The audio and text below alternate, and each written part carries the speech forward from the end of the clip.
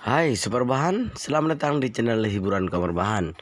Admin akan membacakan kelanjutan sebuah cerita novel yang sangat seru, yang sangat menarik, yang sangat menghibur, yang sangat layak untuk diikuti dari awal hingga akhir. Sebuah cerita novel yang berjudul The Story of Yi Chen. Tetapi sebelum melanjutkannya, pastikan kalian sudah subscribe channel ini dan aktifkan lonceng notifikasinya agar tidak ketinggalan jika admin upload video terbaru. Jika kalian menyukai cerita seperti ini, jangan lupa like jika berkenan, share juga ke teman lain-lainnya agar teman lain-lainnya juga mendapatkan informasi dan hiburan di channel ini. Baik, kita lanjutkan di part ke 415 bertepatan dengan bab ke 1998. Song Rongyu merasa agak serba salah ketika ditatap oleh Yi Chen, lalu dia segera menundukkan kepala dan berpura-pura sopan sambil berkata, jadi begini Master Yi, Departemen Kepolisian Metropolitan Tokyo sudah mengirim orang ke Kabupaten Nishitama untuk mencarinya, tetapi sampai sekarang mereka belum menemukan Wanting. Lalu Song Rongyu buru-buru menambahkan, tetapi mereka sedang memperluas area pencarian. Semoga mereka dapat segera menemukan petunjuk penting dan tentu saja semoga mereka dapat segera menemukan keberadaan Wanting.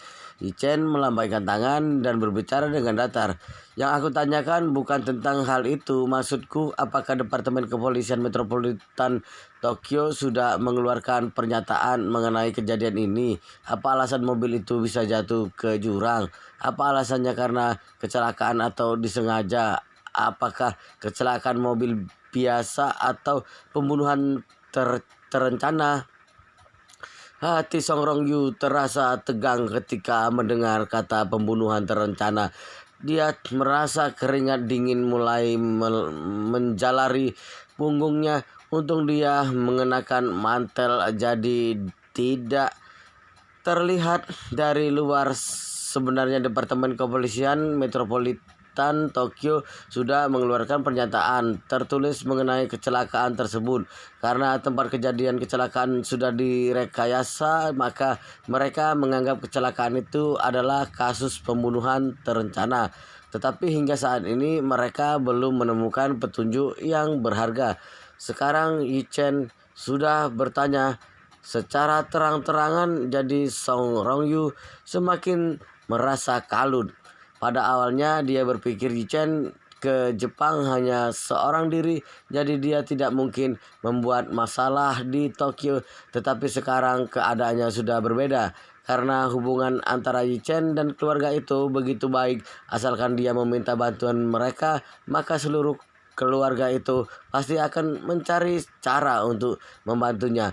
Kemampuan keluarga itu di Jepang sangat hebat, jadi asalkan mereka turun tangan pasti bisa menggunakan jalan pintas dan lebih cepat menemukan keberadaan dibandingkan pihak kepolisian. Dalam hati Song Rongyu sangat tegang karena dia tidak tahu harus memberi jawaban apa kepada Yi Chen. Dan Yi Chen saat ini malah mengejar jawabannya. Rongyu, kenapa kamu malah terdiam? Song Rongyu segera tersadar dari lamunannya, kemudian menjawab dengan tergesa-gesa, maafkan aku Master Yi, tadi aku memikirkan keadaan dan keamanan Wanting, jadi aku agak melamun. Dia lalu duduk dengan tegap dan berkata dengan jujur, Master Yi, menurut Departemen Kepolisian Metropolitan Tokyo memungkinkan besar adalah pembunuhan berencana. Tetapi karena belum ditemukan petunjuk, jadi masih perlu penyelidikan lebih lanjut dan masalah pembunuhan ini masih tebakan saja. Yi Chen menganggukkan kepala lalu berbicara dengan nada dingin. Departemen Kepolisian Metropolitan Tokyo terkenal dengan ketidakmampuannya. Beberapa waktu lalu, penanganan ketertiban umum di Tokyo sangat buruk dan ada beberapa kasus besar yang sampai sekarang belum berhasil dipecahkan oleh Departemen Kepolisian Metropolitan Tokyo. Masalah Wanting, jika menunggu mereka yang memecahkannya, entah kapan baru bisa selesai. Kemudian Yi Chen menunjuk itu Nanako dan berkata kepada Song Rongyu, Rongyu, aku memiliki hubungan baik dengan nona itu Nanako dan aku memiliki ikatan mendalam dengan keluarga itu. Aku yakin kamu mengetahui kemampuan mereka di Jepang. Jika ada bantuan dari nona itu Nanako, aku percaya kita dapat lebih cepat menemukan keberadaan Wanting dibandingkan Departemen Kepolisian Metropolitan Tokyo. Itu Nanako kemudian bicara dengan penuh hormat. Yi Chen Kun, tenang saja, cukup dengan satu kata saja maka seluruh keluarga itu akan mendengarkan perintah dari Yi Chen Kun. Ucapan itu Nanako membuat Song Rongyu merasa sangat ketakutan. Dia tahu jelas akan kemampuan keluarga itu. Meski mereka tidak dapat menemukan Song Wanting yang masih hidup, tetapi mereka pasti dapat menemukan keberadaan di balik kematiannya. Jika melihat banyaknya helikopter yang dikerahkan oleh keluarga itu tadi sudah cukup menunjukkan kesungguhan hati keluarga itu mengikuti perintah Yi Chen. Jadi dapat dibayangkan jika Yi Chen meminta bantuan mereka, maka keluarga itu pasti akan mengerahkan seluruh kemampuannya untuk menemukan keberadaan Song Wanting dan keberadaan di balik kecelakaan yang terjadi padanya. Saat itu semuanya sudah terlambat. Song Rongyu saat ini merasa sangat putus asa. Bahkan butiran keringat telah mulai membasahi dahinya. Yi Chen memperhatikan seluruh respon dan gerak-geriknya. Dalam hati dia dapat memastikan Song Rongyu sangat mencurigakan. Sempat terbesit di pikiran Song Rongyu ingin segera kabur dari Jepang. Saat itu Nanako menunjukkan kesanggupannya untuk menolong Yi Chen. Dia tahu begitu keluarga itu turun tangan menyelidiki hal ini, maka tidak tahu waktu lama kejahatannya akan terungkap. Tidak butuh waktu lama kejahatannya akan terungkap. Andai kejahatannya terungkap dan dia masih berada di Jepang, maka dia akan pulang dalam keadaan berupa mayat. Karena dia tahu Yi Chen tidak akan melepaskannya. Satu-satunya solusi adalah segera kabur dari Jepang sebelum kejahatannya terungkap, lalu pulang dan menghabisi Tuan Besar Song agar dia dapat menjadi penguasa keluarga Song. Asal dia berhasil menguasai harta kekayaan keluarga Song, maka dia memiliki modal untuk bertarung dengan Yi Chen. Bagaimanapun juga, harta kekayaan keluarga Song senilai ratusan miliar bukan angka yang dapat dilawan oleh seorang Master Yi. Yi Chen melihat Song Rongyu yang duduk tidak tenang di sebelahnya dengan sengaja bertanya, Rongyu, mengapa kamu kelihatan tidak fokus? Apakah kamu merasa kurang sehat? Song Rongyu dengan tergesa-gesa melambaikan tangannya. Aku baik-baik saja Mas Ri. Aku hanya mengkhawatirkan keadaan Wanting karena dia sudah menghilang semalaman. Aku takut jika terlambat menemukannya, maka kemungkinan dia masih hidup semakin kecil. Yi Chen menatapnya lalu berbicara dengan serius. Kamu tenang saja. Selama ada aku, maka Wanting pasti akan selamat. Song Rongyu berpura-pura gembira dan berkata, bagus sekali Mas Ri. Aku mengandalkan Anda untuk mencari Wanting. Saat mengucapkan kata-kata itu, Song Rongyu dalam hati malah mengutuknya dengan kejam. Meski Song Wanting masih hidup, aku pasti akan membunuhnya. Meski ada kamu yang menentangku, tetap tak ada gunanya. Selama aku masih hidup, maka Song Wanting harus mati. Kemudian Yi Chen berkata, baiklah Rongyu, kamu kembali saja dulu ke hotel. Mengenai pencarian Wanting, kamu tidak perlu ikut campur lagi. Tunggu kabar dariku di hotel. Song Rongyu merasa terkejut lalu berpikir, apa maksudnya mengerahkan puluhan unit helikopter sampai menyebabkan kehebohan untuk menjemputku kemari, dan setelah berbicara beberapa patah kata malah menyuruhku pergi begitu saja. Hanya perbincangan singkat, kamu bisa menelepon atau bahkan saling berkirim WeChat denganku. Untuk apa melakukan tindakan berlebihan seperti ini? Namun Song Rongyu tetap tidak berani bicara kasar, meski dalam hati dia tidak memahami maksud Yi Chen. Lalu dia segera bangkit dan berbicara dengan serius. Master Yi, kalau begitu aku pamit dulu. Yi Chen menganggukkan kepala dan sekali lagi berpesan kepadanya, selama beberapa hari ini kamu jangan keliaran di Tokyo. Cukup diam di hotel dan tunggu kabar dariku. Song Rong Yu segera menjawab, "Baik Master Yi, selama beberapa hari ini aku akan menunggu kabar Anda di hotel." Kemudian itu nanaku ikut berbicara, "Jika Tuan Song ingin kembali ke hotel, aku akan mengatur helikopter untuk mengantar Anda." Song Rong Yu merasa tersanjung lalu berkata, "Nona itu terlalu sungkan. Jarak antara tempat ini dan hotel tidak terlalu jauh, jadi aku bisa kembali sendiri dengan taksi. Tidak perlu merepotkan Anda untuk mengantarku dengan helikopter."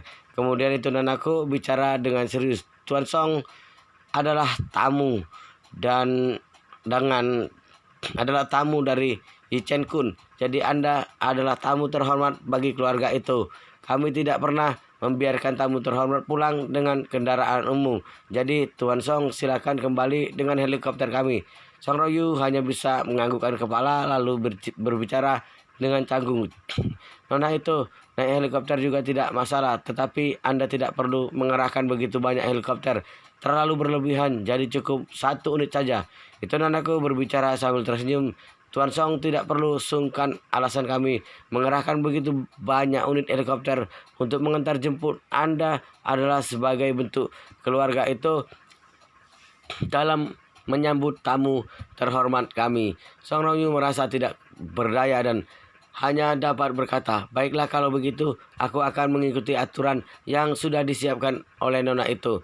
Itu Nonaku menganggukkan kepala lalu memberi perintah pada asistennya untuk mengantar Song Rong Yu keluar. Song Rong Yu baru pergi. Itu Nonaku segera berbicara pada Yi Chen. "Yi Chen Kun, nalurimu memang tepat.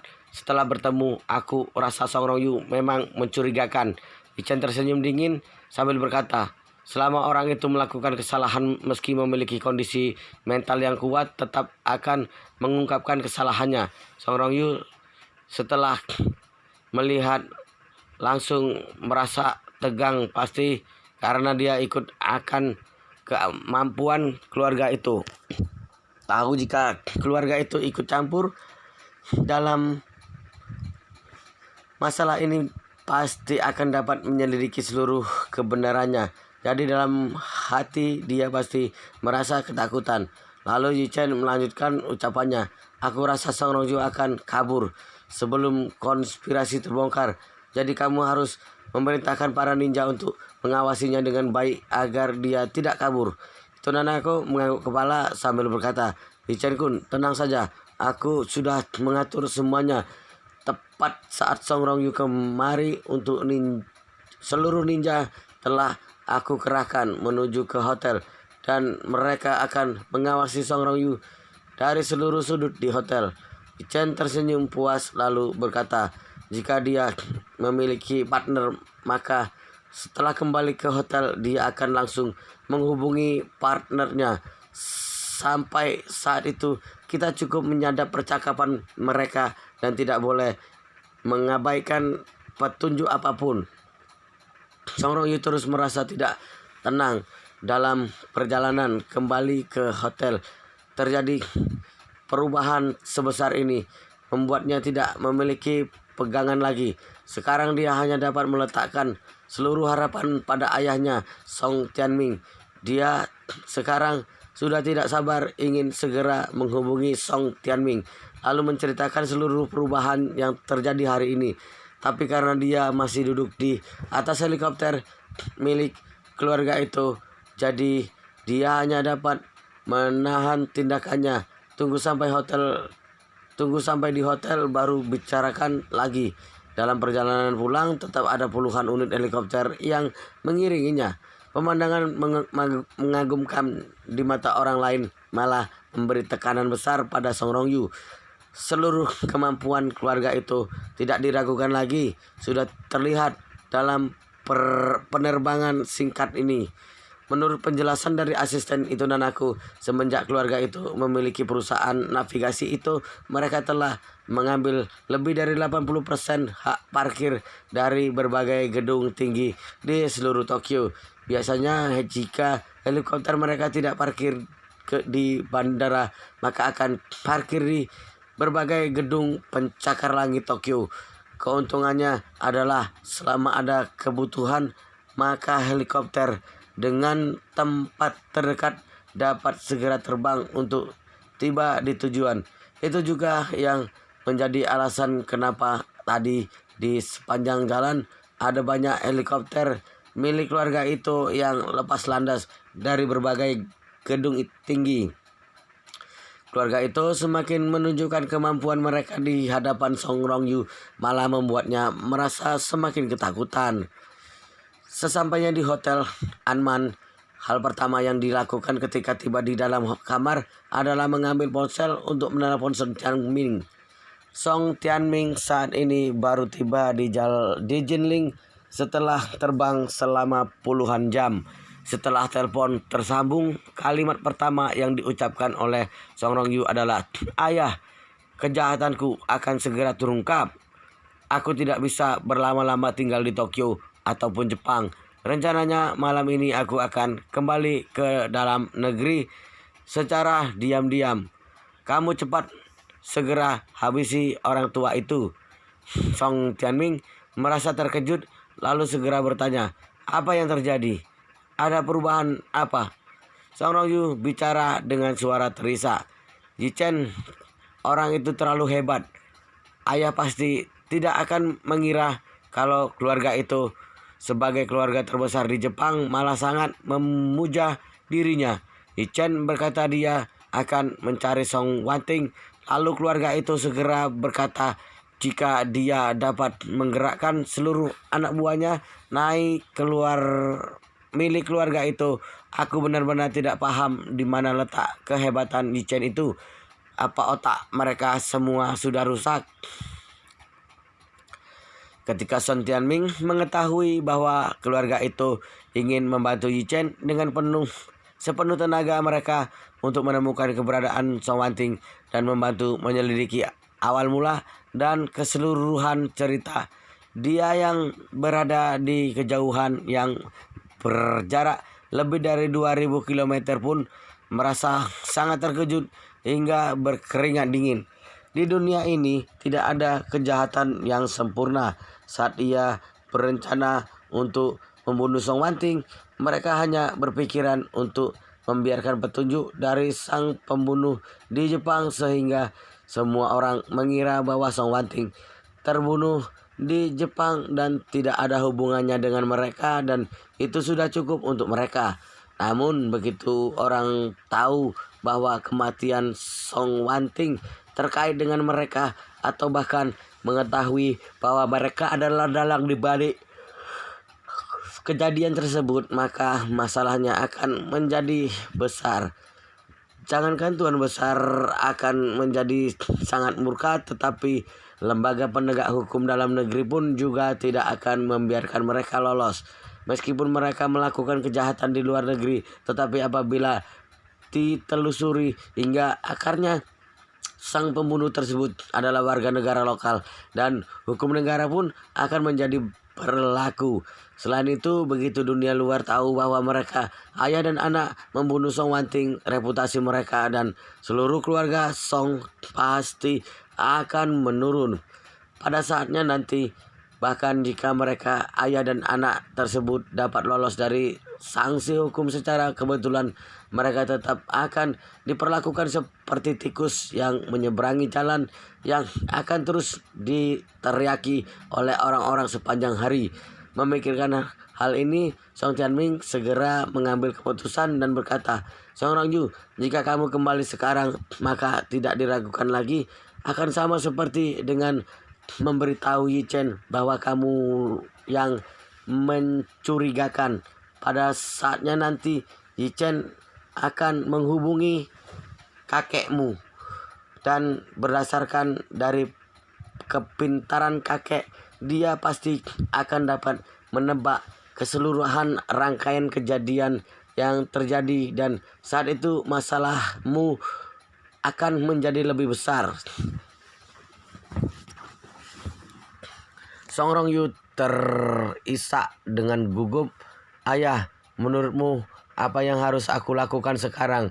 Kekuatan keluarga itu terlalu kuat. Dengan bantuan mereka, masalah ini akan terungkap dalam beberapa hari. Pada saatnya nanti, riwayatku akan tamat." Song Tianming segera menenangkan Rongyu. Kamu harus menenangkan diri dan menunggu kabar dariku. Setelah aku kembali nanti, aku akan mencari kesempatan untuk memberikan obat kepada kakek. Setelah itu Song Tianming tersenyum dan dengan sinis. Begitu lelaki tua bangka itu bisa menjadi pasien demensia, aku akan segera menelponmu kembali dari Jepang dengan alasan penyakitnya yang tiba-tiba. Dengan begitu, Yichen seharusnya tidak akan mencurigaimu. Pada saatnya nanti, kita akan menjual semua aset keluarga Song secepat mungkin di negara ini dan kemudian menggantinya dengan dolar Amerika Serikat. Sebelum masalah ini selesai sepenuhnya, kita akan pindah ke Amerika Serikat atau Kanada dengan membawa uang puluhan miliar dolar. Song Rongyu buru-buru berkata, "Ayah, berapa lama obatmu akan menjadi efek setelah diminum?" Song Wanting berkata, "Jika aku meningkatkan dosisnya sedikit lebih tinggi, mungkin hanya akan memakan waktu beberapa jam saja. Diperkirakan dia akan menjadi pesakitan dalam malam ini." Song Rongyu sedikit lega dan berkata, "Kalau begitu, bisakah aku terbang kembali besok pagi?" Song Tianming mengiyakan dan berkata, "Jika semuanya berjalan lancar, semua orang akan mendapati bahwa kakekmu menderita penyakit demensia besok pagi. Kemudian aku akan memberitahumu untuk kembali sesegera mungkin dan kemudian dengan cepat mungkin aku akan mengambil alih posisi kepala keluarga Song dengan cepat menjual seluruh aset kita." Song Rongyu bertanya lagi, "Lalu bagaimana dengan paman-pamanku? Mereka semua mengincar warisan. Kita tidak akan mungkin membiarkan mereka bertindak seenaknya." Song Tianming berkata dengan jijik, "Jangan khawatir, mereka sudah sangat lama sekali ingin memisahkan diri dengan keluarga. Sebelum pria tua itu terus memegang kekuasaan keluarga Song dan mereka pun tidak dapat memisahkan diri. Kemudian para tua bangka tersebut membuat Song Wanting untuk mengambil alih sebagai kepala keluarga. Meskipun mereka tidak mengatakan apapun, tetapi hati mereka sangat dengki." Wow, luar biasa sekali guys. Ceritanya sangat seru, sangat menarik, sangat menghibur, sangat layak untuk diikuti dari awal hingga akhir. Sangat membuat penasaran jika tidak mengetahui cerita kelanjutannya. Tetapi sepertinya di video ini, di part ini sampai di sini dulu, dan kita akan lanjutkan di part berikutnya di video selanjutnya. Pastikan kalian sudah subscribe channel ini dan aktifkan lonceng notifikasinya agar tidak ketinggalan jika admin upload video terbaru. Jika kalian menyukai cerita seperti ini, jangan lupa like. Jika berkenan, share juga ke teman-teman lainnya agar teman-teman lainnya juga mendapatkan informasi dan hiburan di channel ini. Baik, kita lanjutkan di part berikutnya di video selanjutnya.